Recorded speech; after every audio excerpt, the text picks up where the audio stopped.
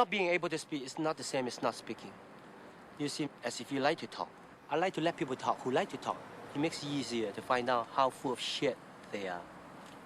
What the hell did you just say? You are the new student. Come closer.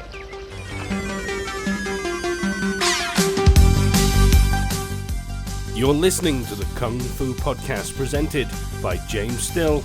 Anybody who has some knowledge of Kung Fu can easily defeat you. And Steve Newby. Man, you come right out of a comic book.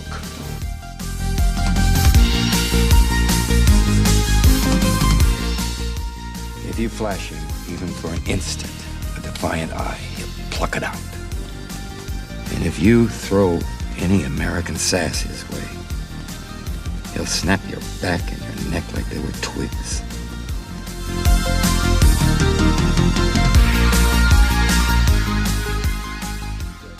Yeah, okay. You know, because I'm in a bit of a serious, pissed off mood today. Oh, but right. I'm not going to tell you why, because, you know, I can't tell you why. Okay. I'm not allowed to mention it. I have been. Anyway, right, guys, welcome. No, I'm not pissed off. I tell you what, it's like when my dad used to look at me, he says, I'm not pissed off with you, James. I'm just disappointed. That's what I'm just disappointed.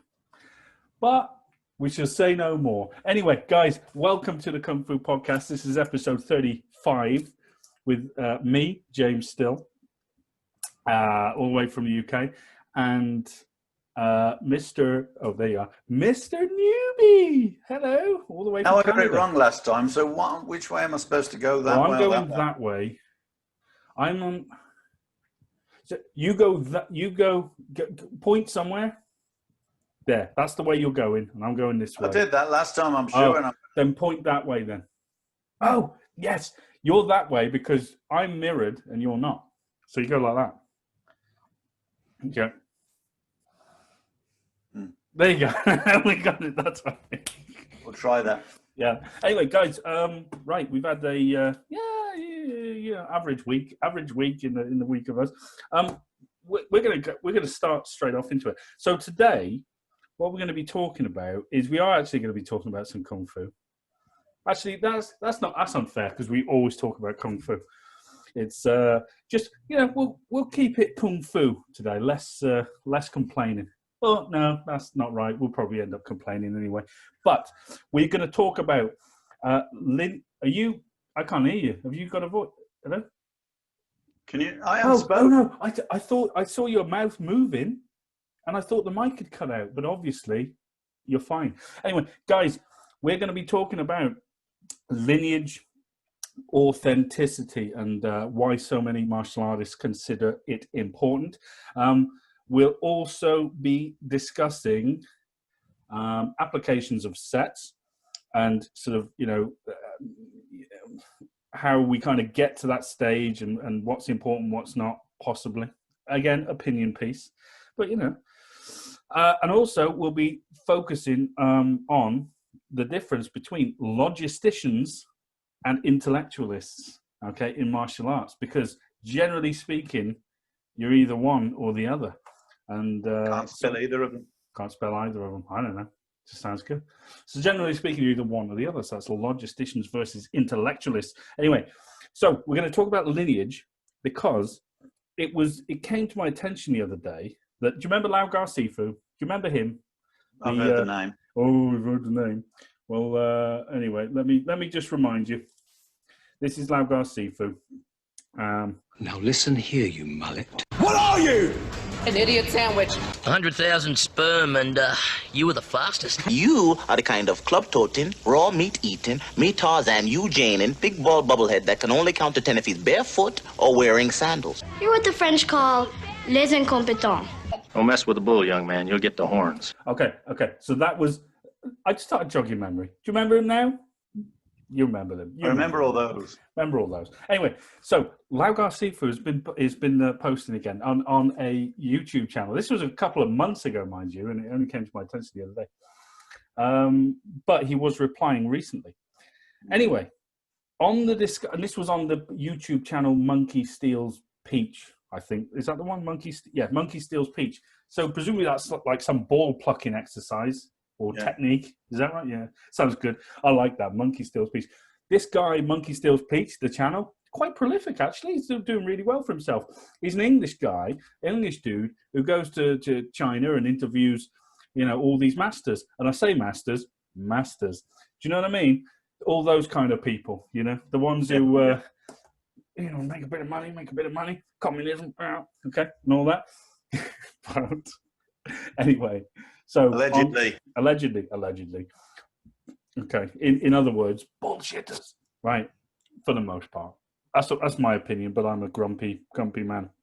Now, Monkey Steals Peach had a video talking about Lau Gar or hacker styles, and I think it kind of, because in China Lau is it's a surname. There's going to be a few styles called Lau Gar anyway. And then the subject in the comments kind of went on to is there any similarities with what you're talking about? What you've made the video about and the UK version of Lau Gar. Anyway, Lau Gar Sifu, and I'll just read you a few selected comments from him. He says, well, I've already commented that, and he says, the UK Lau Gar Q is not genuine, but a mishmash of other systems, right? And that's one of them. What else did he say? Also, he went on, and he says, right, and he kind of justifies this by saying, okay, for himself, after many long and detailed conversations with a number of the original people / instructors of the UK Lau Gar style, involved in the foundation of UK Lau Gar, and these were both independently and at different times, he says, I was totally convinced the system was entirely created in the 70s. Some of the details were also independently backed up during discussions with masters, and he puts in brackets, with traceable lineages, okay, and who were from completely different systems who had no personal investment in the matter either way. And he goes on to say, now it's not that it's completely ineffective, okay? Effectiveness really comes from one's own ability to apply. So, with adequate know-how, it can be okay. Though this knowledge will typically come from a source outside the system and be reapplied to fill in the blanks, as it were. So there is some issue there, he says. But mostly it is falsely promoted as genuine Lau Gar of Shaolin origin, with no variable or documented evidence, he says. In any subject, those making the positive claim bear the burden of proof. And in this case, there is no proof of the claims of legitimate lineage. Only the anecdote of one person, Master Yao, but he doesn't say that, that is not sufficient in my eyes, and there is plenty of evidence to the contrary. Okay? So that was that's a pretty damning, summary of Lau Gar. But, he's talking about Lau Gar in the UK, okay? Created in this and blah, blah, blah. Anyway, so he says, and he does go on to say at the end, he says, if people want to make claims they can't prove, it should be open to discussion and challenge. But I'm happy to leave it there. He says, whatever you train hard, and most importantly, enjoy it. Oh, well, that's a nice sentiment. But, okay, this is the same guy who I've offered many times to come on the podcast, and he refuses. So obviously he's not very open to discussion and challenge. Okay. And I posted a reply, but we'll leave it there. It was amicable enough. There was no swear words. So, in response, first off, let's talk about whether or not Lau Gar is a mishmash of different styles and systems.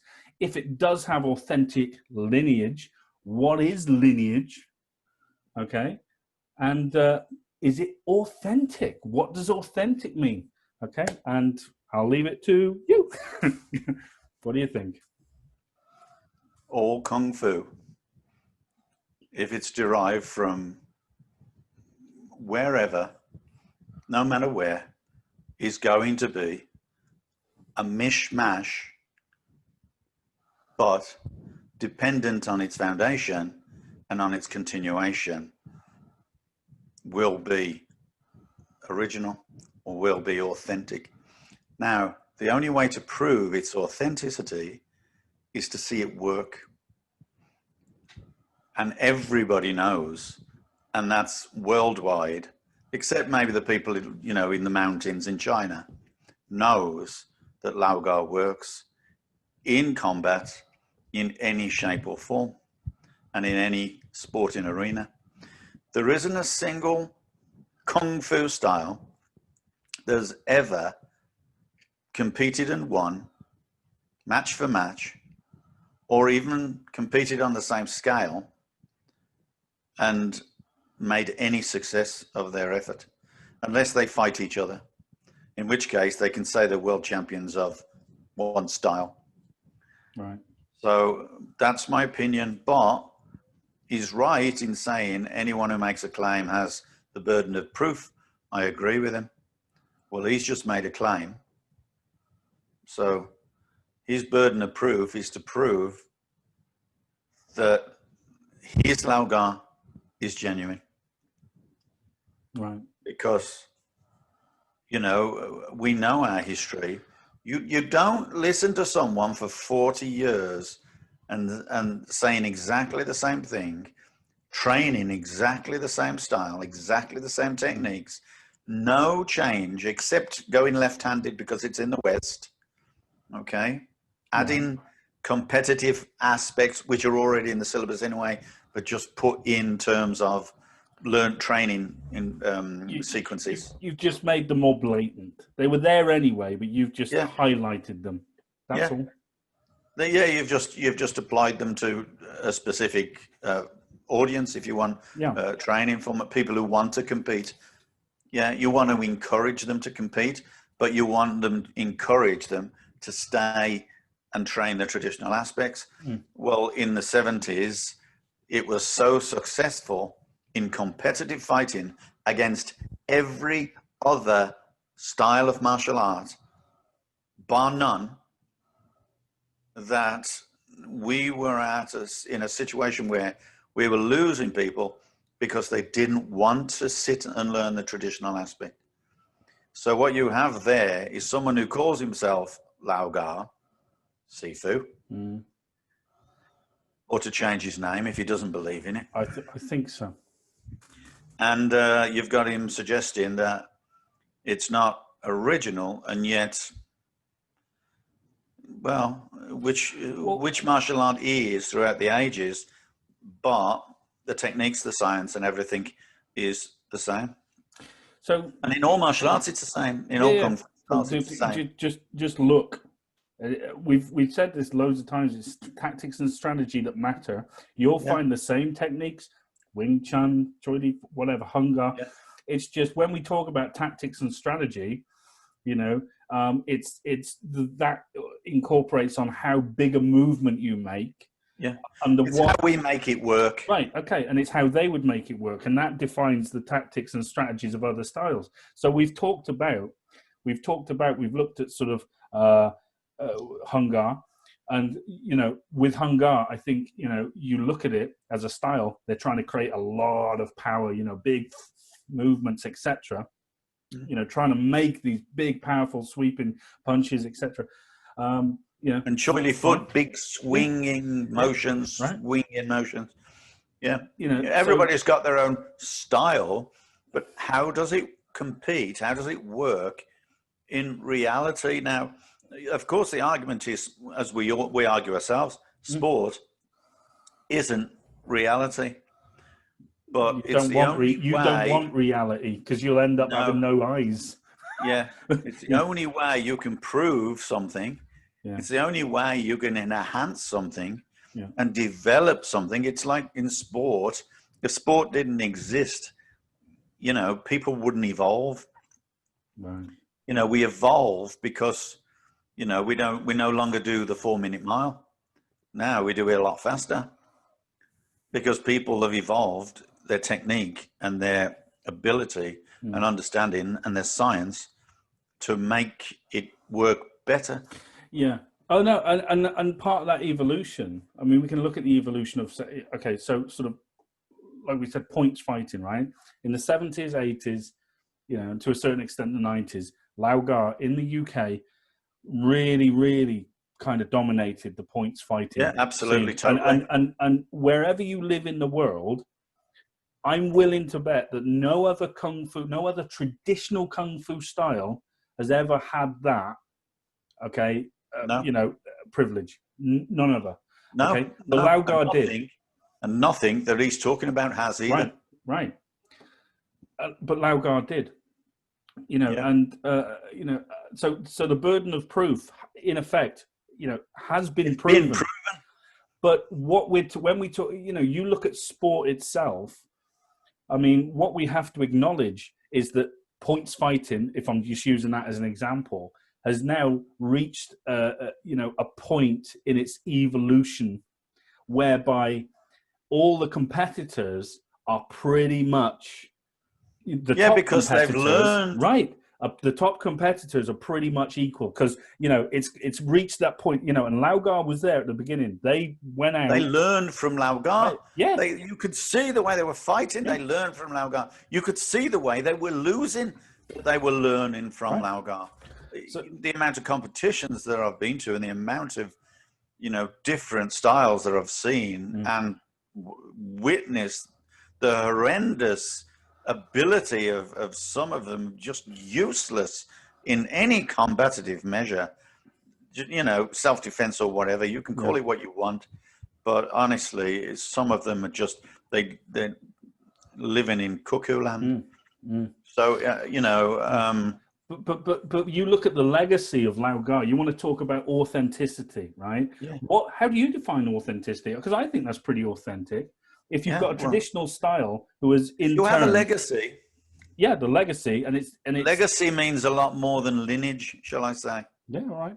You know. Yeah. So that is a hell of a legacy. Yeah. And the thing is, I think he did mention. Did he mention about, or you know, which can be proven or can't be proven? Can he prove his lineage? Well, apparently he's spoken to a number of top people in, you know, who were instructors in the BKFA, you know, and other styles who have independently sort of verified this and that and the other. It's like, what the hell, you know? Are you for real, man? I know where he's coming from.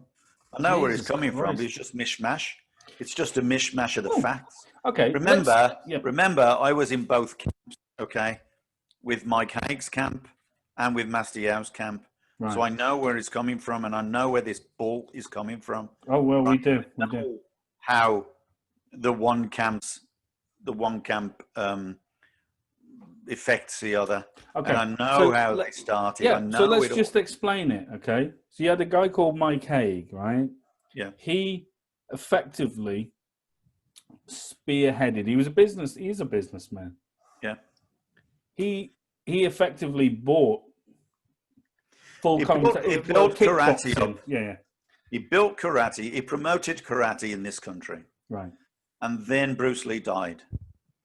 And suddenly, everybody and their grandmother wanted to learn Kung Fu. Yeah.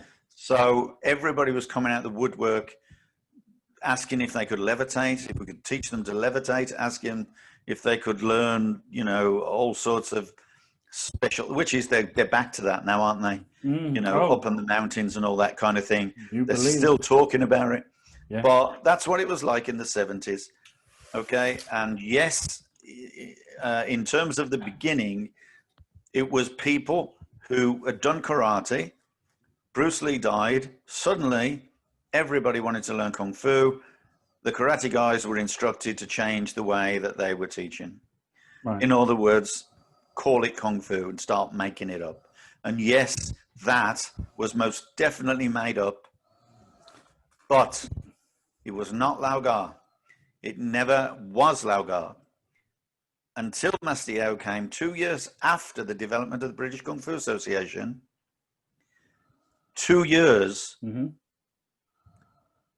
before he had allowed anybody to call it Lau Gar. Right. The stuff that he started to teach. Yeah. He started introducing uniforms. He started introducing the specific style. Initially, the stuff that these karate people were teaching was still there for now because it was a syllabus. Let's face it, a lot of people trying to change people, you can't do it overnight. So slowly but surely, he started teaching his style, and the style that he inherited, and the style that he can. And I've seen them, and I've seen documents. If you want, I've seen documents from his grandfather that he gave honorably to John Russell, who is the master in waiting, and some people refer to John as Master John Russell, as all the guardians like to call him, and that's really nice. And they refer to Master Yao as Grandmaster Yao. Until I hear Master Yao say to me, John is now master, until then, Master Yao is Master Yao. Okay, because a grandmaster is less important than a master. Just like a grandfather is less important than the father of the family. The grandfather you seek advice from, but he does not run the family. Yes.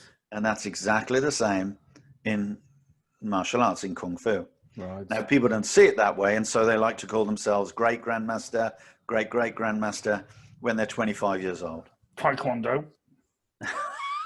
So, allegedly. So nothing alleged about that. No, okay. Anyway, that's the principal basis to the story, if you like. It started like that, and then it became, and then Lau Gar was introduced into the country under the guise of the British Kung Fu Association, with chairman of that association, became chairman, was asked to become chairman by Mike Haig, who was the businessman who tried to develop Kung Fu in conjunction with his, karate organizations. And then, of course, the Kung Fu, went big time. But in the 80s, actually, the Kung Fu went quite low, and snooker became the priority for them. Snooker was awesome, though, wasn't it? Snooker in the 80s became Steve Davis, the thing. And they did not believe that the British Kung Fu Association, or the fad of Kung Fu, would last more than a couple of years. Right. They didn't expect it. Yeah. Okay, so when it did last that long, and it did become so prolific, that is all down to that one master who can't prove anything. Right. And yet, here we are today with all the proof you need. Well, all the legacy that he gave, everything that he taught, and everything that he was. And we honor and still is. And we honor Master Yao for that, and thank him very much. Yes. Because where would we be? Exactly. So all I'm saying is that there's our legacy, there's our proof. Put your money where your mouth is. Show us your champion. Show us your style. Show us how good it is, and also show us your legacy. Show us your documents. Most of us can't read Chinese. You can show us a load of crap if you want to.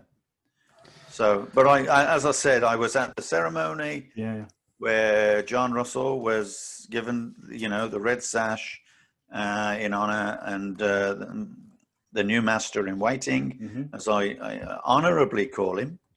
I'm sure he does not want to be called master himself. He never even wore a sash. When he was a black sash, when he was teaching everybody, John Russell is a very, very, very good teacher, and but he would wear like a piece of curtain tape to hold his trousers up. He must have gone through the same problem as me then. Everyone just, trousers falling down everywhere. Yeah, he must have been gone through. What belt are you then? What belt are you? Well, yeah, possibly, but you know, the thing. I'm not comparing myself to John. No. He's an amazing technical. Oh God, yeah, brilliant. So the thing is, the trousers in those days, the pants as they call them here, are would be tied up with string, and it would be folded a couple of times, and you would fold them so you'd create a pocket, and then you would put your piety belt around it, your sash, and that would hold your trousers up. Yeah. He didn't even bother wearing a sash. He just wore a piece of curtain. So in summary, I'm interested to know, what is lineage authenticity? If you could sum it up, what is it? Is it legacy? What? I'd say so. Have we got a... Is she trying to? Is Elizabeth trying to, like, you know, sneak in? Oh, I don't know. Tell her she's hardly been noticed. We can hardly notice her.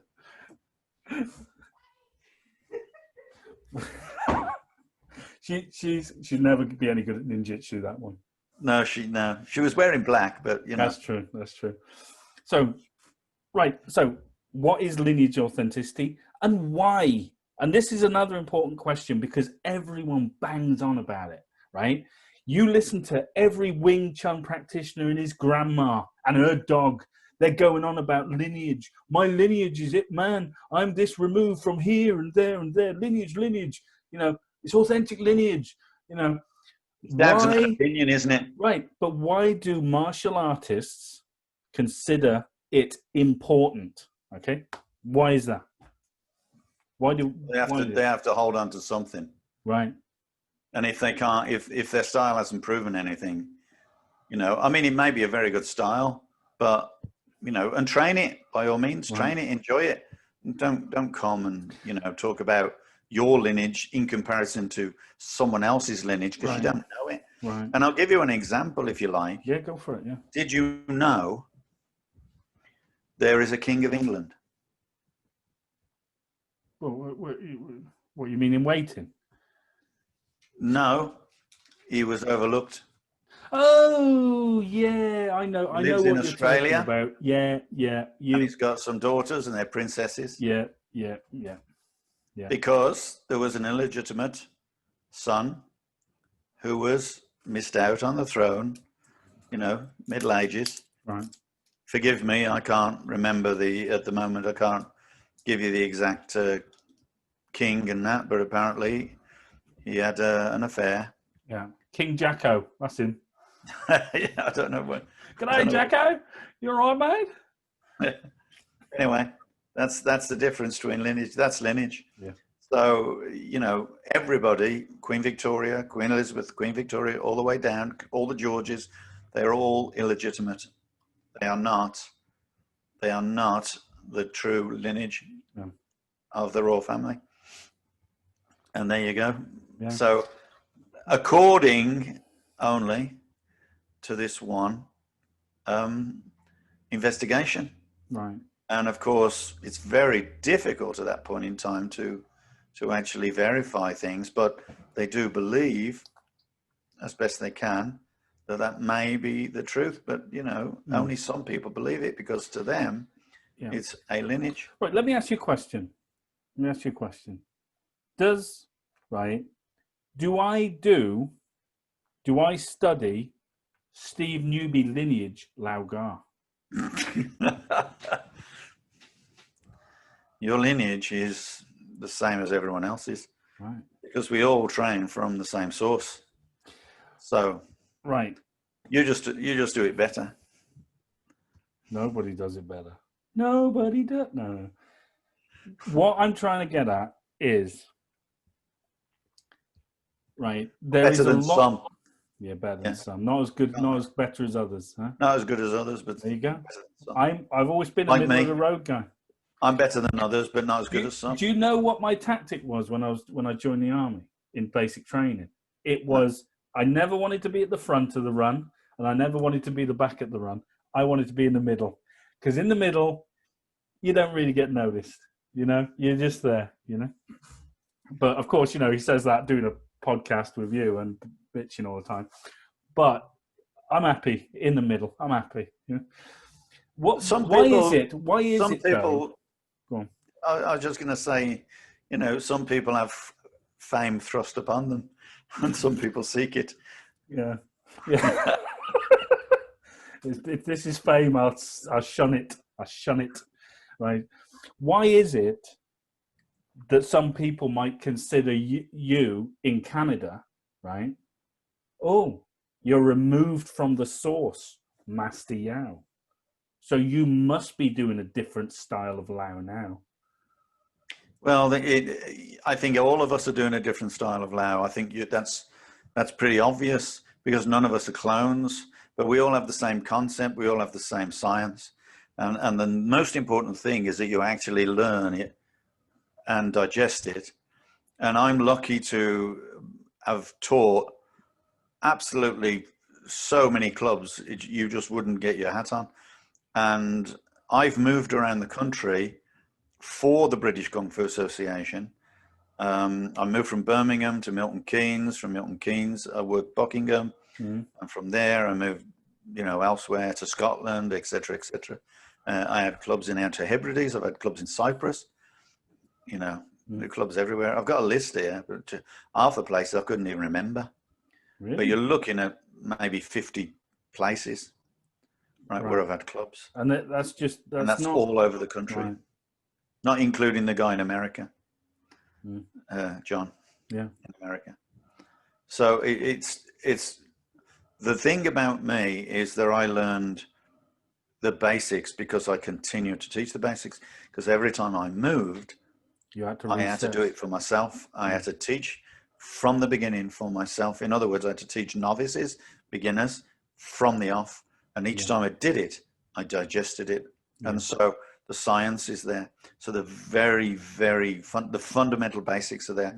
So everything that I teach is based on those most fundamental basics.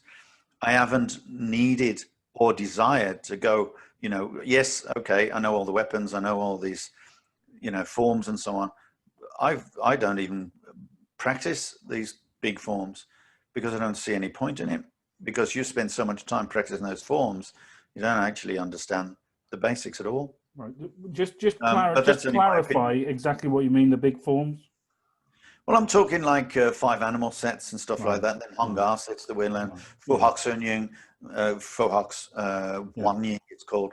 Same set, just done in a different way. Right. The Tai Chi, the Long Yang Tai Chi form I learned as well. Yeah. And all these forms, and these 2-man sets that are made up for the summer course. Well, there are so many different forms and fundamental ways of teaching or learning, I should say.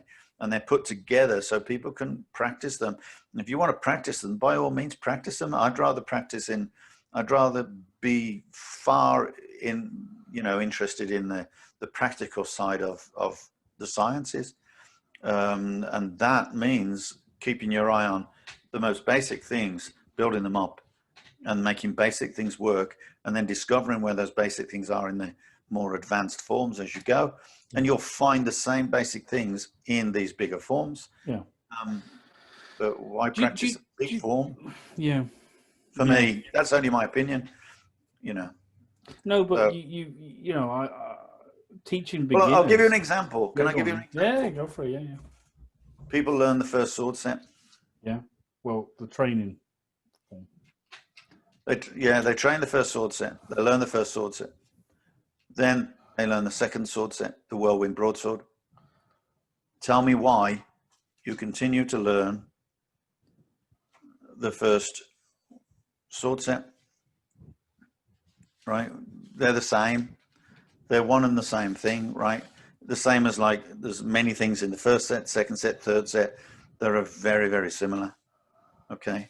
But you're not going to then take that sword set and then learn another bigger sword set, and then another bigger sword set, and then another bigger sword set, because, you know, it becomes very repeatable, you know, repetition. So the second sword set, that's it.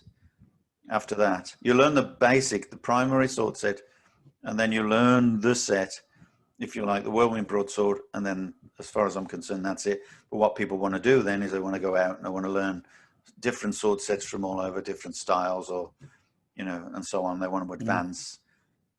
Well, you advance by practicing the sword. You don't want to saturate what you've already got by learning, by Just practice overclogging what your you already brain. know. Yeah, well, that's Practice it. what you know. You can put it together in any different way, shape, or form. The only difference is, I mean, those sword sets are pretty similar. The one's a basic one. Same with the stick set. You learn how to use a stick very basically. Yeah. Purple sash, and then you do Deutschat, and Deutschat sort of is like the full. It's the full fat version. Yeah, that's it. It's the full conversation rather than just learning ABC. Yeah. And the same with the first sword set, A, B, C. Second sword set, the full conversation. Now, make from that full conversation, you know, any conversation, because you can. Yeah. But then you start wanting to learn this and that and the other, and you're just, all you're doing is filling the room with a load of noise and saying nothing. Yeah. So, yeah. That's the way I look at it. Yeah, but I think the point I really want people to take away is that, you know, it's about teaching beginners, but about you, when we're talking about you, like you said. It's about teaching anybody.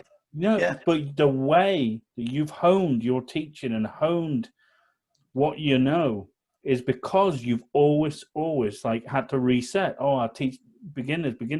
Oh, I'm moving on. You know, Master Yao, go here. Yeah, okay. Well, I've had about 30 black sashes as well. And right, obviously no, that's not it. Yeah, I get that. But since when did you ever want to show off about, you know, how well I can do all these things. This is not, it, I think. It's you've never look. You might say it tongue in cheek to me and on the podcast. Oh, I do this, I do.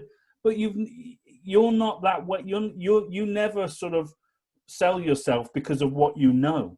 You sell yourself because of who, you know, the amount of people you've taught and the qualities that they exude. You know, and that's and the majority of those people,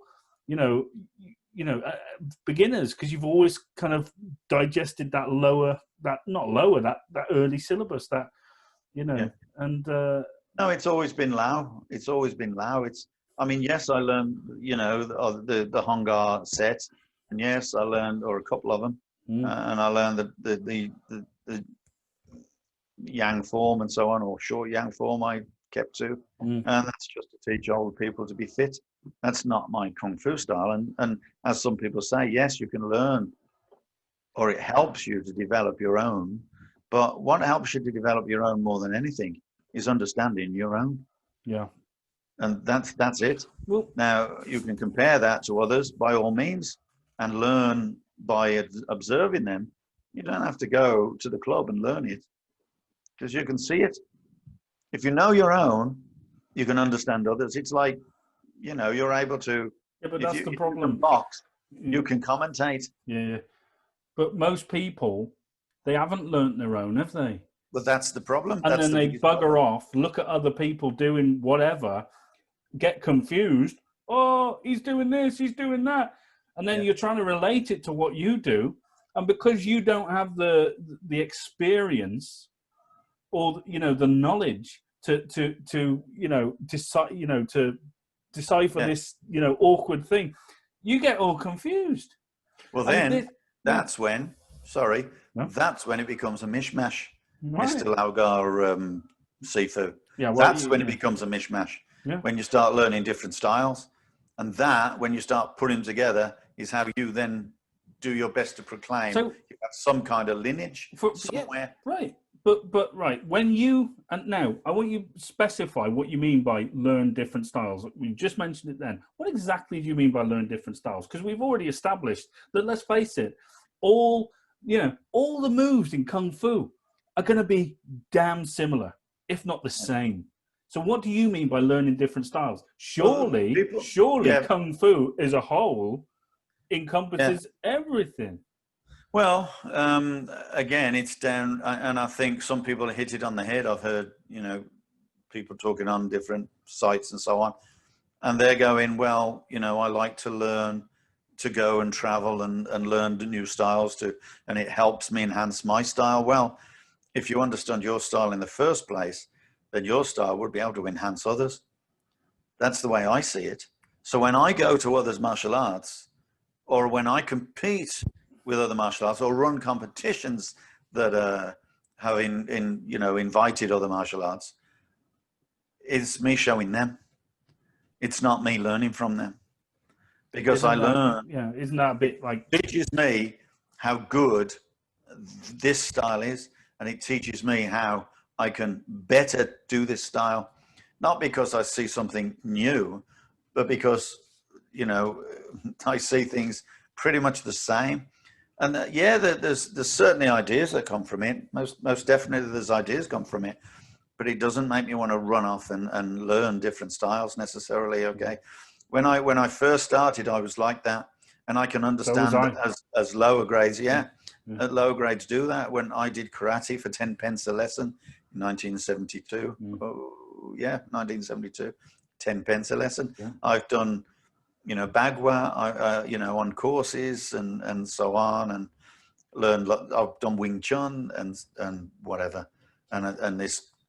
Oh yeah, War Gar. You've done all sorts of shit. I've done a lot of different. I've participated in different classes. Yeah, doesn't make me want to go and learn them. Right. Yeah. It makes me recognize how good this one is. Right. Right. And that's it. And if you don't know this style, then you are going to look across and see the grass is greener on the other side. You're always going to do that, and that's fine, because go out and express it, go out and discover it and find out how good it is.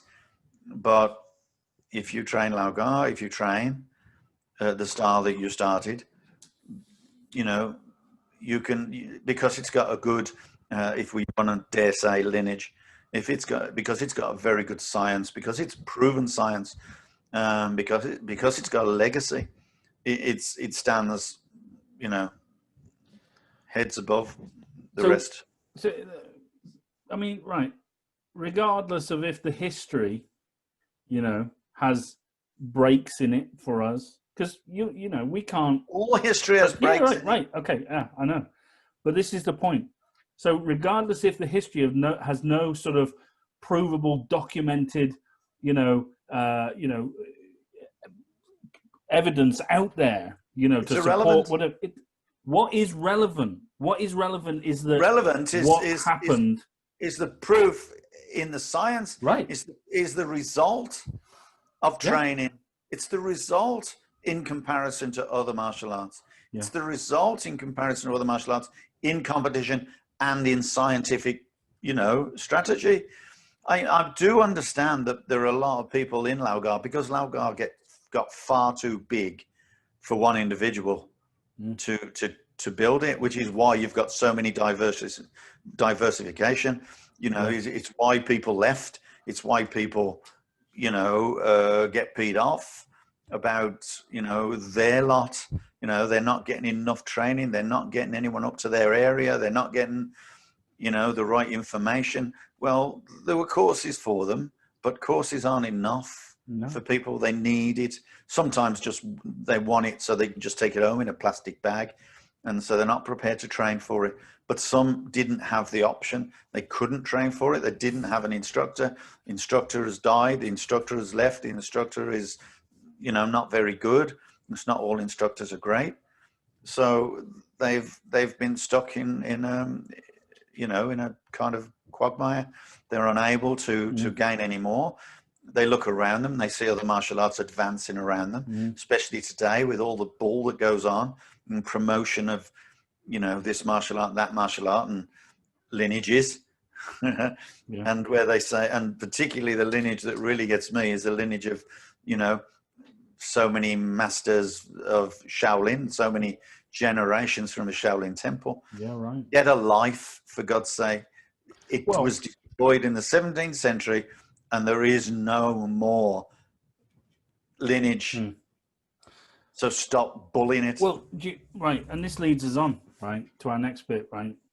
We're talking about logisticians versus intellectualists. Now, in martial arts, And we talked about this the other day, and I thought it was really great. It was really an interesting way to look at it. So you've got two kinds of people. You've got your logisticians, right, who will say this, So, Steve, if you punch me, it's going to hurt, right? That's logical, right? But the intellectualist might go, so if I punch you, it's going to hurt, right? And I say, ooh, well, it depends on the angle of attack, or the part of the hand, or the because we all know that force is mass times acceleration, and this, that, and the other. But then again, you could be doing this strike from this system, and there, and it goes on and on and on. So what essentially could be a simplistic way to look at a martial art ends up being clouded with nothing more than friggin' intellectual, diarrhea. Bullshit, and that's it. And diarrhea. Diarrhea. Yeah. And it's like that is very prevalent today, Show them how to punch. Show them how not to punch. Right. So you remember that video result. I did? You remember that video I did of punching? Yeah. And I had this comment on YouTube. And normally I don't give a crap about the comments, but it's kind of funny, and this comment was like, oh, that guy's rabbit punching. No, like that. Anyway, so it went on and on and on. Can't give any, scientific, reason why this, that, and the other. But I'll tell you something. Did I ever tell you the story that why I know, that punch, works or is powerful enough? So did I ever tell you when I was in the army that I was stood in 3 ranks? Did I tell you this story? Probably. Oh, it's really... Anyway. No, tell the audience. No, it's funny because, I was stood in 3 ranks in training in Catterick, and I was in the middle, and so there was a guy behind me and a guy in front. And when you stand at ease in the army, you have your hands behind your back like that. You can't be relaxed with your thumbs like that. You've got to be nice straight fingers, all the rest of it. Anyway, so I'm stood Not at exactly relaxed, then, is it? There's 2 versions of it. There's relaxed, and then there's okay. But essentially, Anyway, I'm stood there, right, in the middle rank. Next, and I feel a twinge on my thumb. And I'm like, ooh, what's that? Next thing, my thumb is bright red. Anyway, I'm like, what the hell was that? I turn around, and this guy's got a lighter on my thumb, right? So without thinking, do you know what I did? Bang, like that. Right in his solar plexus. Right, his name was Davis. And he was a bit of an idiot, but, but I didn't even think about it. I just went whack like that. And it was so funny, because his body went like this. It went, like that. And he was on the floor. And for about 20 to 30 seconds, couldn't breathe properly. And it was a perler of a shot. Perler, But I didn't think about it. But that's how you know it works. Exactly. So that to me is logical. It works. Yeah. So when I do a video of punching, all from the heart, mouth, I don't want to hear. It's because of this lineage. But James, it's because this lineage. First of all, they have no respect for me because they don't even know who I am. Well, Secondly, they have no respect for you because obviously they don't know who you are. If they don't know who I am, they don't know who you are. I'm a nobody. Yeah, well, nor am I. I'm nobody either. We are humble like the dust, people, because you know why? We watched Kung Fu with David Carradine. We did. The wise man walks with his head bowed. No. So, Except us. So we're not wise. Well, we're catching up now. Yeah, there you go. We're catching on and catching up. Yeah. But yes, they don't understand that you've done full contact. They don't understand you've done, a lot of semi-contact and so on. And it isn't about winning competitions. It's about strategies and training. And it's not just about fighting per se. It's about having the ability and the will to take on people irrespective of the situation, right? And because you've had that much experience in that, you can talk the way you talk, but you can still have humor with it. Yeah. That's the proof of it. You're not going, I'm mad. Because I'm not. I'm mad. I'm really not. Like, and those people who say that, I'm like, you're full of it. You're full of it. Come on. No one is. There's no such thing as hard men, only soft one. Yeah. You know. Well, remember, the higher the cow's ass, the more of a splat the bullshit the more makes. the splash of the bullshit. Well, there's so many people, so many intellectualists, and I'm talking about within our own style. Yeah. You know? But you know, it's everywhere in martial arts, and that unfortunately, you know, we're keen to learn martial arts. We're keen to teach martial arts, and we do get different opinions, and I like to listen to these opinions. So do I. It's nice when they talk back to you, you know, politely. But the thing is, you see, you get people who are like, I mean, okay, so I've been doing Lao 40 years or whatever. I don't know. Yeah. And these people on these, you know, sites, these newfangled TV thingies, computerisms. You can tell I don't know anything about computers. Yeah. They then come up with this, like, oh, well, I believe this, and I say that, and I say that, and I say, you know, great. Then, and this is my answer. Oh, but, yeah, but, no, but, but, yeah, but, no, but, you know, just keep arguing until you understand, you know, either I'm right or you're right. Okay. But most of them just say an opinion and then disappear. Yeah. And you can't follow it up. It's very difficult to follow it up. But, you know, they're always invited to come on the podcast to ask questions. More importantly, without the podcast, privately, they're always welcome to send an email. And you know what? Send or send them a video, and I'll send a video back, and they can then send a video. We've had people doing that. Yeah. You know, can you do this? Can you? And then they've gone, well, can you critique my set? Can you critique this? And I've given my opinion, and it's a valid opinion, they've said. Now, if they want to go further than that, find someone else to critique as well. Yeah. Oh, no, but there's a lot of people who would, there's secrets. I'm not going to do that. Come and train, you know. Right. Okay. No, but you see, the thing is, if you get someone else's opinion, does it make their opinion right instead of the first opinion? You've got to compare opinions and then come back with that argument. Like give my opinion to the other guy who's giving you an opinion, and then give his opinion to me, and let's see who comes up with the answer. But that's verging on conflict, and we don't want that in Lau Gar. We want everyone to be nice. That's not conflict. That's a discussion. But it is. It is. It ends up being conflict because it's their opinion against your opinion. You know, oh, it's getting too hairy now. But an opinion is an opinion. Why can't we just agree that we're all nice and everybody's right, and it doesn't matter really? Because you can't learn like that. Right. Exactly. You can't learn like that. The only way you're going to learn that you're wrong or that you're right is to form an opinion about it. Okay. Otherwise, you just get, you know, you just try to make everybody like you so that they'll vote you in. Well, right. I don't want no one here wants to be voted in. We just want to be true to our convictions. First of all, because, you know, there's some experience with me, and even more so with Mr. Newbie.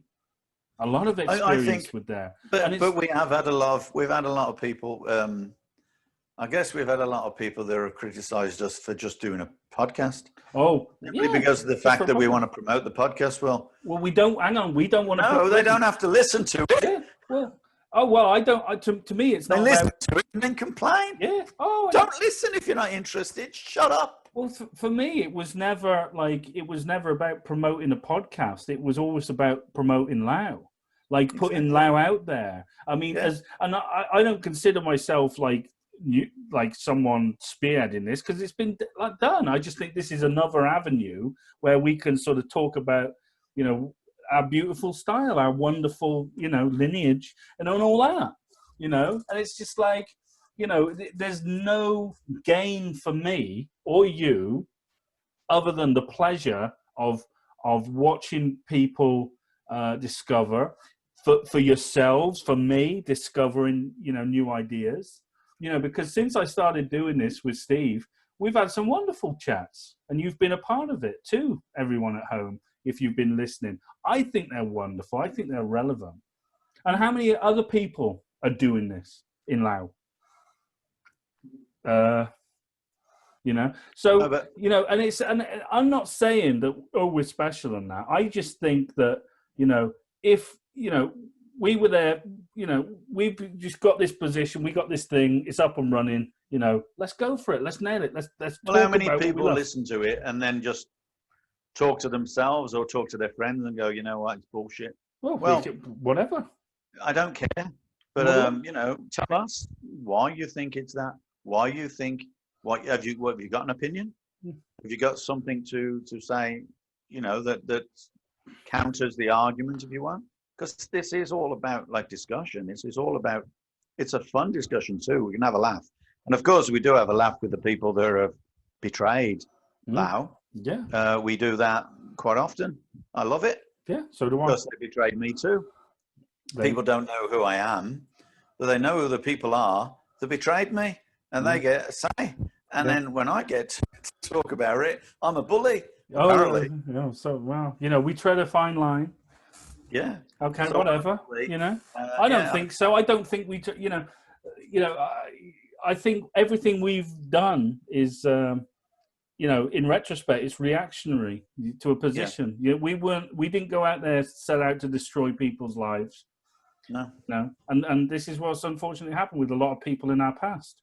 And they haven't just hurt you. They haven't just hurt me. They've hurt the style. They've hurt all their students. And yeah, right. Because their students are now searching. Yeah. The students are now the Walking Dead. Yeah. And this is, and they can say all they like, because obviously it's if you say a lie enough, people will believe it. Yeah. So it's not a matter of whether they're treading a new path. It's like they're treading a new path and you lot are coming with me. Well, wait a minute. A lot of them turned around and said, no, we don't want to do that. So apparently, apparently I was the instigator. Someone left me, took the club. These people went with them. And then when they got kicked out of the association, these people decided, well, wait a minute, we don't want to go there. We'll stay with Master Yao. We'll stay with the association. But we won't go to Steve because, he did all this. I've heard bad things. Didn't you just realize something? But of course, now they want to jump over and go, oh, Master Yao, humble, and all that. And so, but that's not a problem. I've always let people, that's how it happened in the first place. I didn't mind people going to other clubs. Yeah. Which is how it all started. Yeah. Because I've always let people do what they want. Yeah. You've encouraged if they want people to learn to from do me, they'll learn from me. If they don't, they don't. Yeah. And but don't turn around and start, and don't start crying because I'm taking the piss out of you because you have said, the most destructive things about me. I'm not talking to you per se, obviously. I'm talking to generally, certain individuals we've taken the pee out of, they come crying because we're taking the pee out of them. All in jest, because as far as I'm concerned, it's over, but it's great fun. You got to admit, we're having a laugh. I think we are. But they cry their eyes out. They do. And yet, the things that they said, the things that they did, the things that they've, could have claimed, it's just unbelievable. And then as soon as you come back to them, everybody, not everybody, but some people support them, even though they know the honest truth. Well, those are the weak ones. Really weak. I don't know. Anyway, that's a gripe. Well, gripe. And I have got a song coming up, and look forward to one of the podcasts soon. There will be a song coming up. Show tunes, baby. Yeah. We are going to do. I am going to do a song that I am putting words to, and now I've said that. No, you've said it now, so you have to do it. That's the way it was. Oh yeah. It's on its way. Now, so we kind of, the point was with this logisticians, and let's just go back to that because we kind of skipped it. We didn't skip it, but we kind of, went around it. No, I understand exactly what you're saying about the differences. Go on. Just talk a bit about that. What do you think? What do you think? Well, it either works or it doesn't. I guess I'm a logistician, am I? No, yeah, because it's less. There's less. I want to say bullshit, but that's not right because sometimes you are full of bullshit. Yeah. No, I know, kidding. But what if I ask you a question, right? Generally, I get a logical answer, you know, and I don't get the answer forces you to think. Right. Yes. Okay. And it's not shrouded in secrecy, or you don't start quoting Einstein's laws of bloody physics and this, that, and the other. What you do is you just pose a simplistic, and I guess you kind of tailor it down to its base, problem, and what is it? Does a puncher? Yeah, it does. That's my answer. What's faster, that or that? That, because it's closer, it's longer, etc. So it's just like, for me, that's logic. Yeah. It's all it is. That's all strategy is logical. It's the logical thing. But some people don't have very good strategies, but they claim strategy, and it fails miserably. We've had a very good strategy, and it has been very successful. So going back to this Lau Gar seafood guy, show us your logic. That's all. Well, show us your logic in saying that Lau Gar is more of a mishmash than any other style. Because admittedly, any Shaolin style is a mishmash because it's come from the same people, but with different opinions. So where these opinions have clashed, they've gone their different ways and taken pieces of what they've learned with them for the benefit of themselves. A tea merchant would have low stances if it was on a junk. Oh, and likewise, a small person would have different opinion of it to a big person. Yeah, a tall person living on the plains of northern China would have a totally different opinion than a person living in the narrow streets of Hong Kong or narrow streets of, Shanghai or wherever. Yeah. And so the opinions will change and the styles will change. And sometimes somewhere along the line, you might get people come together and go, you know what? I'm going to put that style and that style together. Well, it's Kung Fu. It's a style. The whole thing is a style. When karate first started, when karate became quite well known, or more well known, after the war and so on, then it was called karate. But then slowly but surely, it was called something else. Goju-ryu, Shotokan, Vodovoz. Yeah. Different versions taught by different people. And that's exactly what's happened to Kung Fu, only over a much longer period of time. And then, of course, people who have had no influence from the origination of Shaolin styles have then added their own interpretation of Kung Fu and the concept of an animal fighting like a praying mantis, like a monkey, all sorts of stuff. And then you see people coming out with that one. No, you see, for me, a lot of it has got to do with frigging Hong Kong movies. And the money and the business and the bullshit that you could sell people from just watching Hong Kong movies. But they don't have to be that rich to start Kung Fu movies. They just simply, you have a couple of really good martial artists in the 30s and 40s who go on film and you see them and they create movies around them. They suddenly become cult heroes. Like Wong Fei Hung and stuff like that. Yeah. And they're not necessarily, how good were they? We don't know. I'm sure they were very, very good. But how good were their students after that? Depends on whether they had an opinion of teaching, an interest in teaching, or did they just teach because it added to the revenue? That's no disrespect to them. Maybe they were good, maybe they weren't, but we don't know that. We can't know that. There's bound to be people who claim to know that. There's bound to be people who claim how Yip Man fought off like soldiers and whatever, and his son will have an advantage and an interest in saying things like that. Doesn't mean to say it's true. You mean he didn't kick the arse of 20 karate black belts? That was a movie, James. Shit. Okay. I love Now, it. when you were talking about your punch earlier, yeah, and you said, the guy said it was, what did he say? Call it? He called it a rabbit punch. Yeah. He said there's no power in it. I said, so I messaged back. I said, how do you know? How do you know? Well, why don't you ask him about Bruce Lee's 1-inch punch? Well, is there any power in Bruce Lee's 1-inch punch?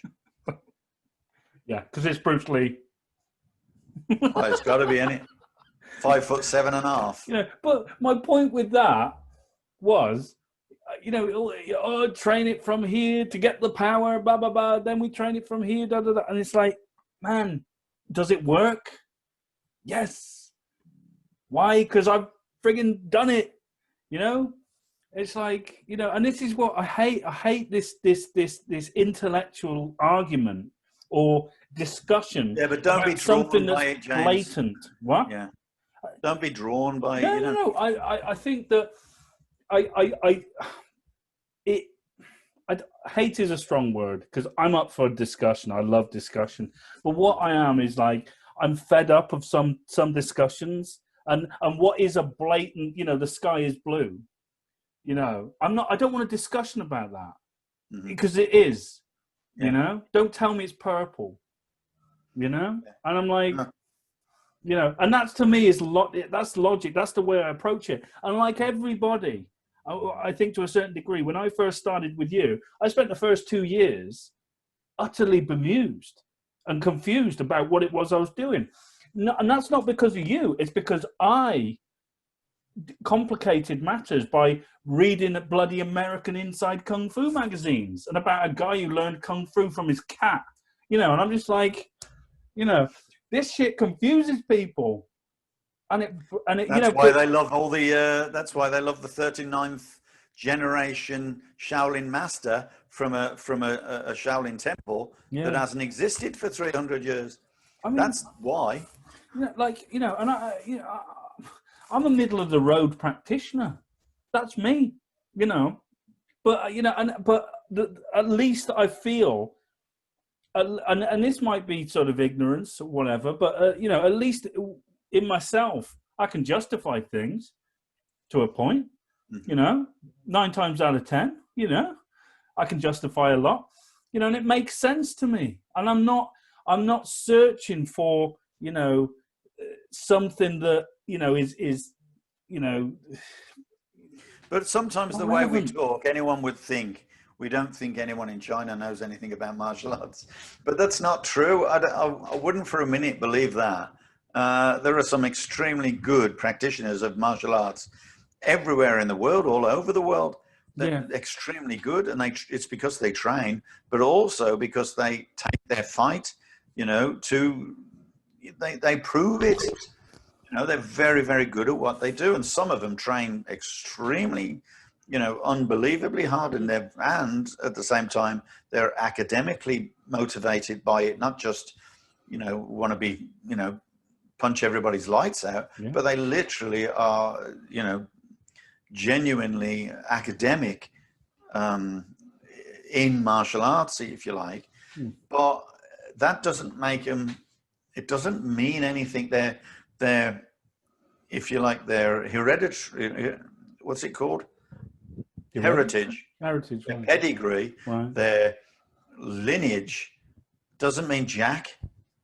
Okay, it doesn't mean anything. What matters is that they trained, right? And they trained in a scientific sense. In other words, whoever taught them well. Okay, and that's it. Now, you don't have to necessarily. You don't have that great training every generation. Some generations don't teach so well, but happen to have a student who trains very, very hard to understand it and gets it without having to be told.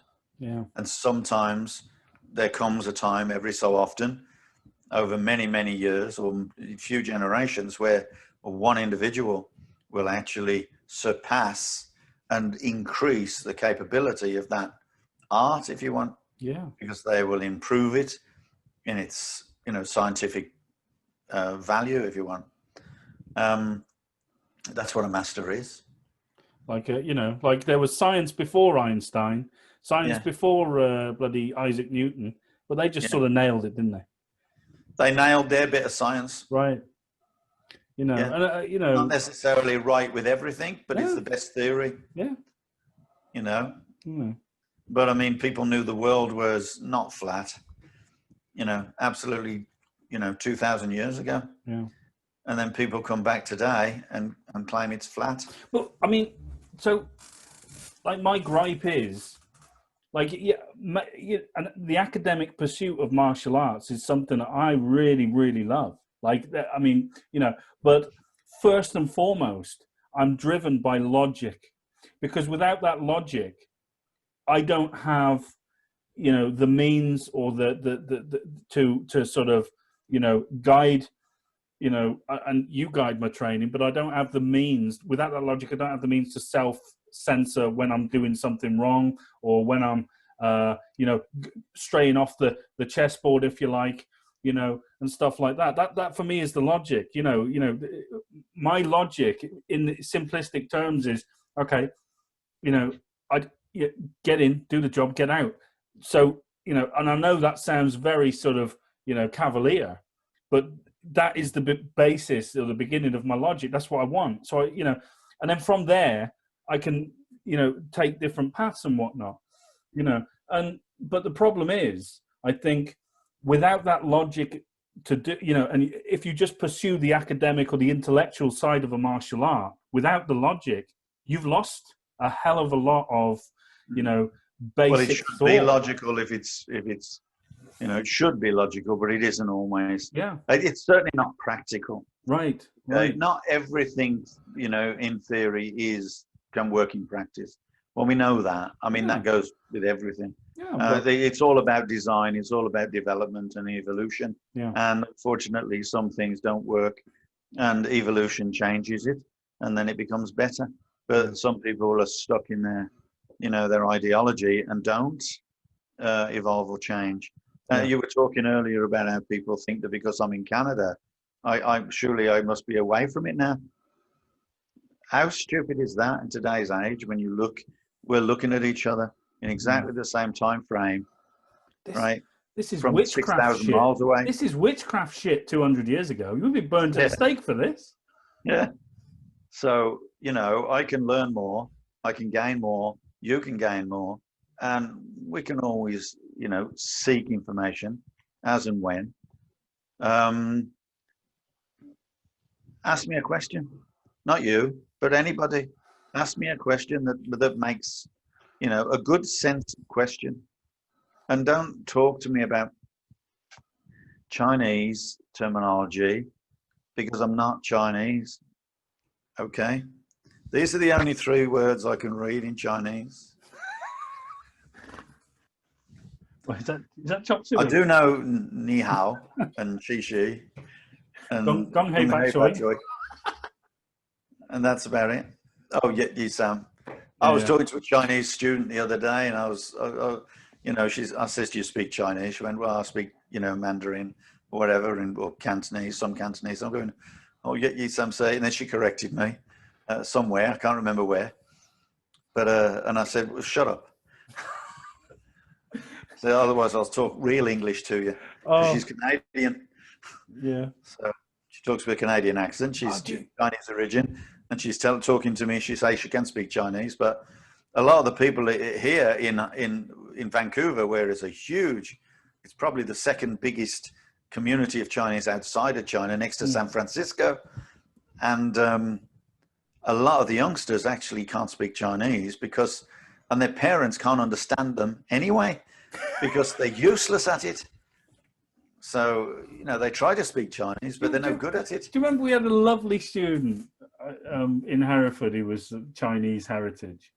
Yeah. And she said, we were doing the lion dance. Do you remember? And she said, "That's not a lion, it's a dragon." I went, we said, no, it's a lion. No, it's a dragon. I come here, it's a dragon. No, it's a lion. Just because it's funny. Yeah, bless her. She was great. Yeah, well, I remember she come and she sat there, and I says, I gave her the application form and I said, you know, your parents will have to sign this. And she went, I'm 25. Oh, one of the... She did look small, though. She did look small. Yeah, she was. To be fair. Yeah, to be fair. Yeah. She was lovely. She was gorgeous. But yeah, she's great. Yeah, good girl. Good girl. Let's finish off because I want to talk about there was a post that was kind of, you know, Lau Gar related, and it was about applications, and this was on the forum, you know. Okay. And this post was I won't read out the guy's name, but basically it says, I have trained with other styles, and this guy is, you know, he's been doing Lau for a while. I think, you know, I think he seems a pretty cool guy, to be fair.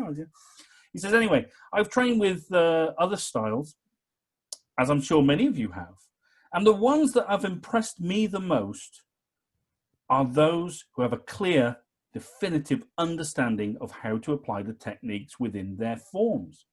Training with these people has enabled me to analyze Lau Gar forms and identify effective applications that I haven't been taught openly within the BKFA. In a way, I have seen in these other styles. Oh, sure. I added the comment wrong there. He said, I've been taught openly within the BKFA in a way I haven't seen with these styles. Do you think we should place a greater emphasis on passing down Grandmaster Yao's, Master Russell's, and the Guardian's knowledge of applications within Lau Gar to ensure this knowledge is preserved for future generations? Okay, so what do you want me to comment on that? Yeah, if you would, because I mean, it was an interesting thing. Basically, he's saying he's going to other, he's seen a lot of other styles, yeah, but he's placed a greater emphasis on learning applications within their forms than he really gets from the BKFA. And I don't want to put words in his mouth, but yeah, you know. but he's putting words in his own mouth because he's saying he can't get it from the BKFA. What he's saying is he can't get it from his instructor. In other words, the instructor is not giving him the information. That doesn't mean to say it doesn't exist. Just because he has to go to other styles to learn it, that's because he's not learning it with us, and that's unfortunate. And I'm first to apologize but I don't know your instructor. But the one thing's for sure is ask a question. That's all you got to do. Ask a question. What's this for? What that for? You know, ask the question. You know, but do your style rather than try to mishmash it with other styles and then start to work out, well, wait a minute, you know, which one's better? You know, he's not learning anything in Lau, so he's frustrated, and that is one of the downfalls of many martial arts, not just Lau, but many martial arts that people teach by rote. People teach not because they want to teach, but because they just want to be teachers. Yeah. People teach because they have no choice. Some people have to take over from people when they're not even ready for it. Yeah, I had to do that personally myself. And you know, I remember my first time. That's why I went to all these different styles, because I wasn't getting taught very well. Yeah. So you in effect sort of, you know, had that same mindset. I did. Yeah, I had exactly the same situation, but you know, I was able, because I lived in Birmingham, I was able to gain more information. And of course, all I did, I kept going on the summer courses. So I went on every summer course there was at the time, you know, obviously not for a long time now, but yeah, you learn a lot. Yeah. I mean, you know. Yeah, I mean, you know, I think this guy strikes me as someone who really, you know, just, you know, wants to, you know, understand, as we all do, but really is interested in these applications of the forms, and I think that's a great thing. And but I mean, so what I kind of want to focus on is this: do you think we should place a greater emphasis on passing down Master Yao's, Master Russell's, and the Guardian's knowledge of the applications within Lau Gar? And I think, well, and I want to get your opinion on this. So if I come to you and I say, well, okay, what's this used for, Steve? And he's like, well, you can do this. I say, oh, okay, brilliant, great. Okay, I'll go off. Oh, I've got some knowledge now. Fantastic. That's enlightened me. Or, you know, go to someone else, say, what's this used for? Blah, blah, blah. Okay, I've got more knowledge. That's great. What I think this boils down to is the ability to try to formulate applications, or the understanding of how we create applications within yourself. So it's like, give a person a fish and they eat for a day, teach them the fish, they eat for a lifetime. So, you know, when we look at, I mean, look, Master Yao, yeah, he's the source. Yeah, he's the driving force of Lao, and he, whatever, you know, there's going to be some applications that Master Yao doesn't know, you know, like, as or don't work for him. Exactly, right? And I've told you the story already about me asking him a question after a brand such course, because he one time he did it one way, and the next time I went to the course a month later, he did it a different way. And when I asked, I approached him and John Russell and said, last time you did it this way, that this time you're doing it this way, you know, which is right? And he says, they just turned to me. Both of them looked at me straight in their face and said, use your noggin, use your head. Right. And I've done that ever since. Yeah. Because I recognize that not one way of doing things. Yeah. And I want to just clarify what I just said. I did not say that Master Yao does not understand how to create applications. For all you, you know, little deviants listening, oh, James said this about Master Yao. No, I didn't. I just said that, you know, it's going to be, you know, that what he knows. He's going to say that will work for you. Yes, it might not work for me. Right. And it's just like, so he doesn't do it that way, but he would expect you to think of it that way. Right. And this is not about him teaching it you. It's about him teaching you to think that way. Think that way. And that is where most instructors lack. They do not teach students how to think for themselves. Right. And you know, there's two reasons. One, they don't know how to. And two, they're scared to. Because they don't want the student to surpass them. Yeah, and I've been there, and I know what it's like to have students turn around and not want to know you, you know, and crap on you simply because of the fact that you know, give them freedom. And well, that's your greatest, you know, problem, old man. You give people too much. You know, what can I say? Yeah, but the thing is, you teach them how to think. But of course, people like that, they don't think anyway. So they have to go off and find someone else to teach them, which is, you know, sad. Yeah. Because they always find the wrong people. Right. Well, yeah. Because there's nothing like Lao. And that's my thing. Absolutely. It's my thing too. My thing too. And this is a Lau Gar podcast. So if you don't want to hear words, nothing like Lao and pro-Lao speech, get off. I'm kidding. No, you're welcome. Everybody's welcome to listen, but they're always also welcome to disagree. To send something in and say, well, no, I think my karate technique works this way, or that's one. I think this works this way, and this is how I do this. Great. That would be brilliant if people did that. I would love that. We love that. I'm going to put you on the spot. I'm going to put you on the spot and answer the unanswerable question, which is, how do you teach people to think for themselves? How do you teach people to think, to apply forms? You ask them how they would, right, and then you correct them. You don't show them. You just say, okay, so how would you apply this? And if they try to apply it in a way that doesn't work, then I would say, okay, so if you did this and they did that, what would happen then? And they realize that, oh, you know what, that's going to hurt. That one we were talking about is a good example. Yeah. You want to use that and break your wrist? Go ahead. Make my day. You know, if I say it's a right with the wrist, that's what it is. It's not this, because the wrist is nowhere near there now. Okay, use that, but now you have this at risk. Now, we talked about that in the last podcast. Yeah. So but that's an example. So I mean, can we like, this is from a really sort of basic teaching perspective, right? Okay. This is what I would say. I'd say, right, take a movement from a form, but do not cop out and figure out what a strike and a block is, right? Just forget them. I said, just start off by doing grabs and releases with it. See, and move your anatomy, whatever. Try and figure out something along those lines and start from there, you know? because it's so easy to extrapolate strikes and blocks from forms. They're friggin' obvious. You're basing your premise on the fact that they will actually train. So. Oh shit! Oh, I'm sorry about that. Yeah. Sorry. Yeah. Just talk about it, guys. It's easier. Relax. Yeah. So I mean, I'm working with them. I'm working with them to make it work, and then watch them do it 1,000 times. Yeah. But you know, you're right. After the first 10, they're then showing someone else. Yeah. But sometimes it's a good thing for them to go off and show someone else because it makes them learn, and it spreads the word. Well, but sometimes with some people, it's the worst thing that can happen. I think you know the people. You know people well enough. You can judge people. Yeah. To a point. But always getting people to teach, within the class is an amazing thing.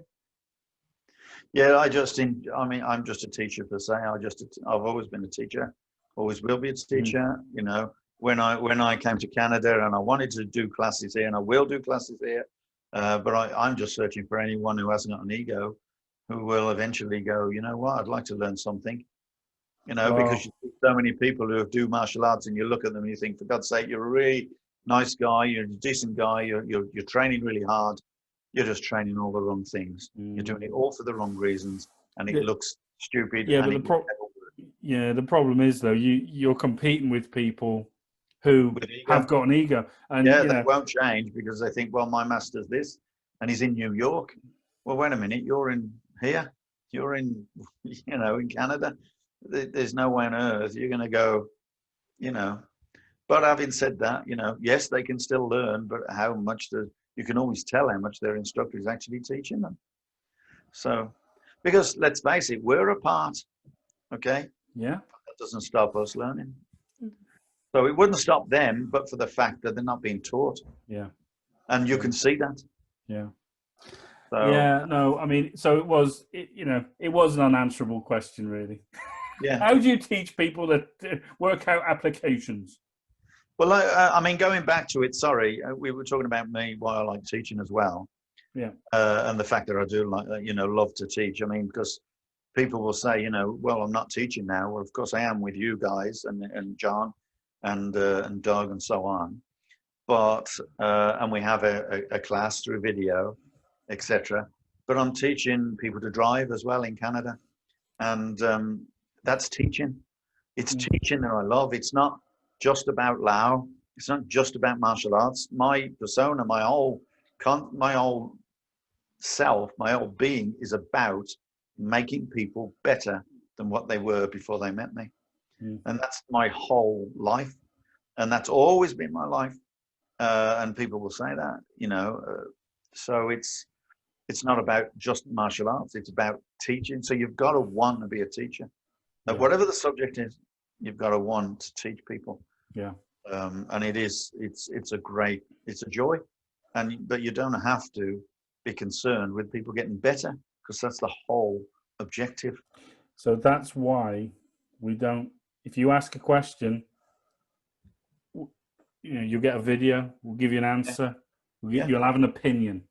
We don't say secrets in martial arts. I'm not going to say this is the way I teach, because I don't know how I teach. Yeah. I just teach. Yeah. I teach because I appreciate, and I've said this, and I think it was on the blog thing. I said I answered a question. Someone says, how do you teach or whatever? I can't remember. And I just says, it's not about what you teach. It's about the results of what you see the student doing. Yeah. When you appreciate what they're doing from your, if you like, from your teaching, then that helps you as well. You learn as well. That's basically the ins and outs of what the answer I said. I don't know what it actually says. I can't remember. Oh, you write a lot of stuff, old man. So I know. I write a load of crap, don't I? Yeah. But no, but it's that it's such an important sort of point, saying that because it's not about how good you are. It's not. You're not in it for yourself. And this is the thing about me. See, when I first started with you, I probably mentioned it before, it was all about me. I just wanted to learn martial art. I wanted to be this, that, and the other. But the more I understood what you were trying to do, and and how you work, and how it's how the, I guess you want to call it a traditional way of thinking, teaching, father son, whatever. It's about the next generation. It's not about how good you can make yourself. As a byproduct, you'll get good. As a byproduct, it's it's about trying to do your best to understand what you do, so you can pass it on. Yeah, and that is a wonderful gift. You can get students who've got a really bad character, and you can change that character as well. You can make them think. You can make them change. Yeah. And it isn't because you want them to change. It's because, I guess, they do simply because of what you do.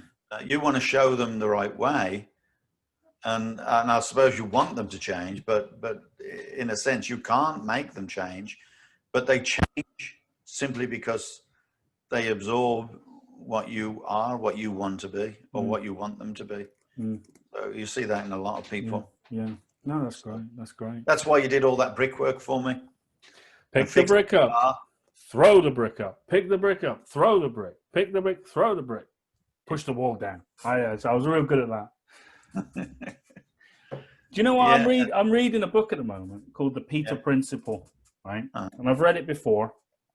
Okay, The Peter Principle. It's an old book, and the premise of it is, right, this is the tagline of this book: every employee tends to rise to his level of incompetence. It's 2020, so his or her level of incompetence. But what that basically means is you could be a really great white sash in Kung Fu, then you go to the next level, blue sash. You might not be a very good blue sash. No. Or, you might be a great, amazing brown sash, but you might not be a good black sash. You might be an amazing student, but you might not be a good teacher. And I kind of like that. I kind of agree with that, because I've seen a lot of people rise to their own level of incompetence. And I guess, keep it real, people. Yeah. It ain't about you. They're waiting for other people to, when they rise to a certain level, they're waiting for people to appreciate them. Right. Unfortunately, that's not the way to do it. No one ever appreciated me. No. Well, James, they don't appreciate me. That's true. Who are you? Oh, you do know that Steve's a Guardian on the blog spot, is he? Yeah. Yeah, I'm one of the top 12, the original 12 that were invited by Master Yao. OG. Yeah, to in 2001 to become the new, if you like, the new order of Guardians for his, in time of his retirement or passing. They wanted, the original idea was they wanted someone or people to maintain and to improve the way the association worked. Yeah. It's questionable whether it's still the same. Well, we know it's not the same process now, but I would like to see. I'm still waiting for that process, and I still support that original process. But it's not going to be the same now. Yeah. So it's just gone completely in a completely different way that it was originally meant to be. So, but that's just my opinion, of course. Well, we can perhaps talk about that another time. I'm the only Guardian on here. Well, there's also Rush has been talking as well on here before, but we never talked about Guardians or whatever. And I wouldn't imagine that many Guardians want to talk about Guardians. Oh, no. Or about the state of the association or whatever. But no one wants to rock the boat, old man. We know this. Yeah. Apart from you. Well, if people ask me a question, I'll give them an answer. You're too honest. I don't, it's not about caring. I do care for the association. Yeah, I know. And I mean, to happen. Oh yeah, to make things work, you have to do something about it. Right, but according to some people, you're a fake Lau Gar member, or yeah. Were they talking about me? I don't know. Yeah, apparently I'm a fake Lau Gar member because I haven't got a BKFA license right now. Oh dear, you haven't? You're not licensed? No. You know why? Because it serves no purpose in Canada. That's why. because it wouldn't pay out if I was injured. That's why. That's what a license is. It's an insurance policy. And a record book, well, I had a record book and it's got all my records in it. I don't need another record book. I don't need to update the license. I've still got the record book. I don't need a new license because the license is simply insurance. Yeah, well, I've got my record book. Mine, like you said, over there. I got all my signatures. I even got Match the Hour squiggling mine. Yeah. You know? And it's just like, okay. I've got all my certificates still. So have I. Yeah. Love them. You know, so yeah, I genuinely didn't realise that you, in order to be, you know, to be a genuine Lau Gar practitioner, you need a little license book. I didn't know this. Oh my God. Well, in that case, the association is about 80% smaller than it was originally. If everybody has to have a license, believe me. Just don't ask Master Yao if he's got a license. You know. Just saying. I don't think he needs to. Right, but, guys, we're loving it. You know, from one fake Lau Gar member to another fake Lau Gar member, and to all you genuine listeners who have joined us tonight or today, whenever it is you're listening to us. We thank you very much for tuning in to another, you know, droning on episode of the Kung Fu Podcast. We hope you understood where we were coming from, or at least maybe gained a bit of insight there. If you liked what we do here, if you like the vibe or whatever, get on, like us on YouTube, Facebook. You know, we're on Spotify, Podbean, you know, iTunes, all the rest of it. So subscribe to us and all the rest. You'll be doing us a great favor. You know, we put our hearts on our sleeve, people, for you. We don't tell no lies. We don't big ourselves up. We put it all out there. Yeah, we're like that. Maybe it's a weakness, maybe it's a strength. I don't know, but we'll keep doing it. We got a lot more to bitch about, right? We got a lot more to bitch about, plenty. But thank you for joining us, guys, and take care of yourselves. Stay safe. And from me, James Still, goodbye. And from me. Oh, thank you. I was just thinking, you know, Lau Gar is what we're all about. So 100%. Let's talk Lao. I bleed Lau Gar, people. Bleed it. Bleed it. Life is Lao. Lao is life. Right. I said that to Master Yao when my mother died, and he said he commiserated. You know, he said, you know, sorry to hear that. And my answer straight away back to him was, he said, keep training. And I said, Lao is life. Life is Lao. Whatever. There you go. Around. Well, what a beautiful little anecdote to end on there, Mr. Newby. Yeah. you get your money's worth with us, people. You get your money's worth. Being honest. Well, that's it. Being honest. But they crucify you for it, you know. Let he who is without sin cast the first stone. Right. We're going to go. Take care, people. Be safe. Bye-bye. Bye.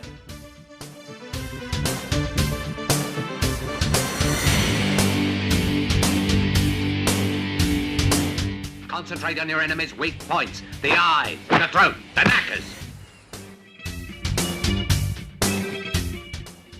Hi guys, thanks so much for joining us on the Kung Fu Podcast.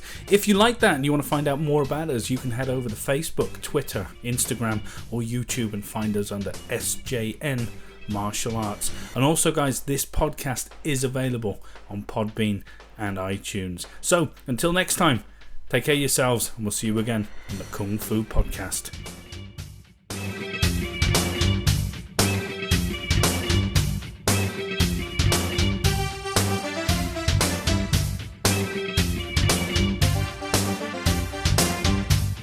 Karate punch is like an iron bar, whack.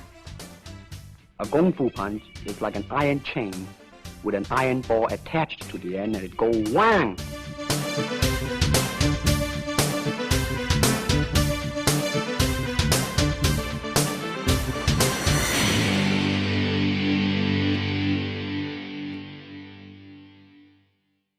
Can you break a log like that? Don't know. Never been attacked by tree. I was just wondering if the whole point of this was a precursor to that, because you're open to get to that position. you're opening yourself up. Yeah, you are. But there's lots of different things you can use it for, you know. I mean, as you go in like that, yeah, hovering, yes, because you're going to go out, but you're blocking too. Mm. So now you could be grabbing someone's arm. Yeah. Do you know what I mean? Yeah. And you could be scratching at someone. Do you know what I mean? So it all depends on the angles. Right. You know, so, and of course, you could also be grabbing someone's arm, and then you know you're sitting down, Yeah. you're moving to the right. Yeah, you too. Throwing them. Yeah. Yeah, I understand that, because you've always... Yeah, but this is, protect it because you're lifting your arms up. It's like, that's why we don't do this. Yeah, the bong sound, the high bong sound. I was watching, there's a guy who commented, and called Lee, on the blog spot earlier on. And I was scrolling through some of his videos, and I'll be honest with you, I thought, okay, that's a really innovative application of that, and I'll tell you what he did. But then I come to think, and I think, well, are you overanalyzing a move? Is there such thing? So what he did is you know, basically got someone head in there and then turned it into a, you know, head in there. It was like that. He turned it into a sort of choke, you know, holding them from behind, you know. You can do that. Now, I was just wondering, at what point does the intention of the move in the form, you start to go way, I mean, you know, you're in the ballpark, and then you're quite far, you know, on the edge of it, you know, on the limits, and then you're out of the limits. At what point does it become that? When it starts not being the move that you made. So I guess as you go like that, as you come in like that to bring your arm up, I can do the headlock. Yeah. I get that. I get that. I do the headlock. I do the choke that way. Yeah. But the choke he was to sort of talk about, which, you know, I thought, okay, that's an interesting point. You know, it's before that, you know, he's going round and then he was coming under. No, but you see, if you go like that, this hand could be getting against the person's head, and then just rolling him, under the arm. It was like that. So he had someone be like, you know, and then the other arm. You see what I mean? Their head was here. Yeah. He was, you know, using that. You know, as a child, I'd need a head, but yeah. No, I don't see why not. You know, I'd have to see it actually in action. Yeah, I'll show it you afterwards. No, I just thought, okay, that's interesting. You know, but you know, I like to. It's the point at which it like you said, it ceases to look like the movement. You know as well as I do that the move in a set is not the same as a move done. You know, in reality. Yeah, I understand. If he can get to that within the spectrum of that move, within the spectrum of that set, which I think he could. Yeah. I see no reason. Well, I did one for Craig a while back, and it was, you know, someone grabs your wrist and you do that. Then you can put your elbow on it. Yeah. And then you could affect them with an elbow lock, you know, by doing that. And you end up in that same move. Yeah. I mean, but I'm doing that. But but that doesn't matter. Doing the I'm same still thing. in that. You're just applying the move, but it's got to be applied. Yeah, there's nothing wrong with. You see, the thing is, rather than say it doesn't work, if it works, even if it doesn't look, if it's kind of derived from it. Yeah, it is. I'd say. Then it's applying the techniques. It's applying the techniques. If you say, okay, at this point in time now, it's not that technique, then you are kind of limiting it. Do you know what I mean? Kind of saying, right, well, we only do this. But no, don't just do it as long as you can derive it from the move in terms of actual usage. And if it looks like something else, then it could be from another move. The only problem isn't whether the technique is, you know, whether it works. It's whether it's derived from that specific movement. It could still work, but just not be in that set. Yes. Yeah. It's Like, absolutely. I'll give it a simple example. Yeah. Is Fujao when you do look at number 7. Yeah. Yeah, and you It's go the like same that, move. right? Well, some people will grab. Yeah. But it's not a people tiger strike. now. But it doesn't make any difference because The you've same applied a move. grab. Yeah, yeah. So it's not an issue in terms of, I mean, it's only an issue if you want to be pedantic and say, yeah, but it's called a tiger claw, which is what I do a lot. It's called a tiger claw. So in the training of it, it's not a grab, but there's nothing wrong with applying it. If someone has got you and you rotate and then grab them. Yeah, because it's ultimately an anatomical move. Yeah. Whether you call it a tiger claw or not, that that's shouldn't right. affect the outcome or bearing of that intended. Yeah, because we haven't got claws, or because we're not tigers, but the initial intention is the tenacity of the tiger, not just the shape of the tiger. Because if you had to make the shape of the tiger, you'd have much bigger teeth. Yeah. Simple. Yeah. You know, you can't do it. No, I don't. Yeah, no, it's great. I think we should. Yeah. No, it's just. It was the point at which what I was interested in hearing you was the point at which it ceases to become, or you've and that's not accounting for, like you said, interpretation of a similar move from a different part of it. Yeah. I'm just, But we at all what know, point does it not become that move? But we all know that the moves are repeated in lots of different forms. Right, yeah. So therefore, you apply it from the particular move, the particular form. Yeah. But it may not be. Yeah. It might not be relevant to that. Scenario particular or whatever. situation. Yeah. But that doesn't mean to say it can't work in another situation. Yeah. Yeah. The same move, just done in a different way. I think we should talk about that. I think you should talk about that. Well, we just have been talking about that. You know what I mean. Like, go a bit more on it, because that is about interpreting sets, and that's about interpreting or teaching people to not limit the scope of your interpretation. Yeah, sort of thing. Yeah, we shouldn't apply any limits. And that's why, there's nothing wrong with going on the floor. There's nothing wrong with us, taking legs really high, taking legs really low. There's nothing wrong with any of it. It's how each individual, their preferences. But it doesn't mean to say Lau ends there. Yeah. Does it end there with them? Or does it end there, full stop? Yeah. And it doesn't, because it wouldn't have been so prolific. So we have to widen the scope. But that doesn't mean to say widen the scope and completely change the whole technique, the concept of the technique. But remember, the technique can be used for lots of different ways. So it's got to be open. It's got to be open to interpretation. Right. Okay, so everyone should have and that's why we wanted that blog, so that people would interpret things in different ways. Not that we would argue about one particular thing, but people could say, yeah, I do it as a neck grab lock. I do it as a grab and a claw. I do it as a block, a grab and a throw.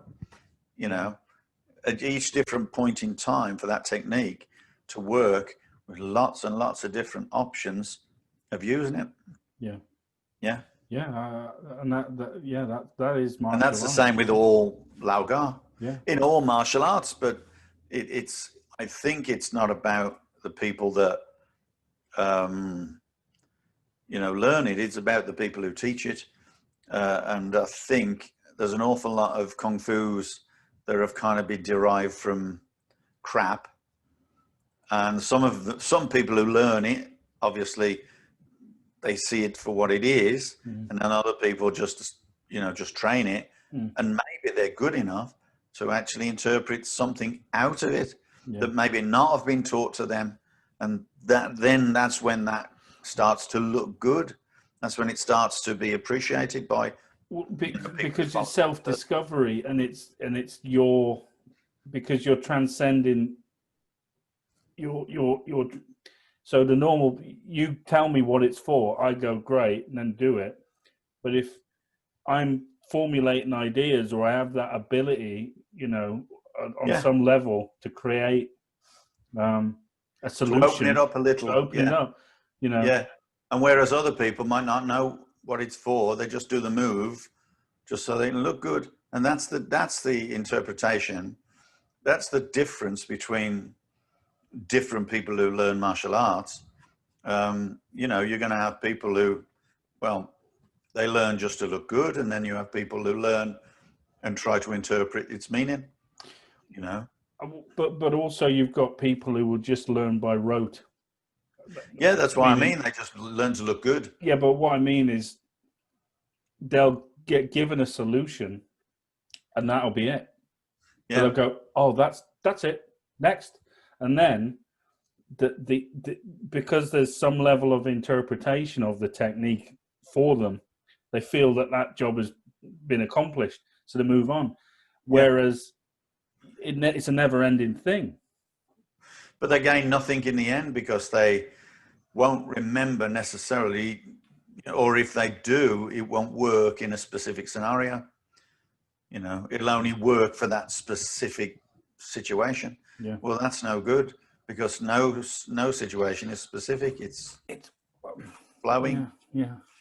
Is it a bit like jazz? You got to improvise. Yeah, you could say that. Yeah, a bit like jazz. I don't know. I think jazz is shit, but I just want. I'm not a jazz guy. I'm a rock man. Well, I like anything. So, but where did rock come from? Came from experimentation with the same tune. Yeah. Experimentation with the same instruments.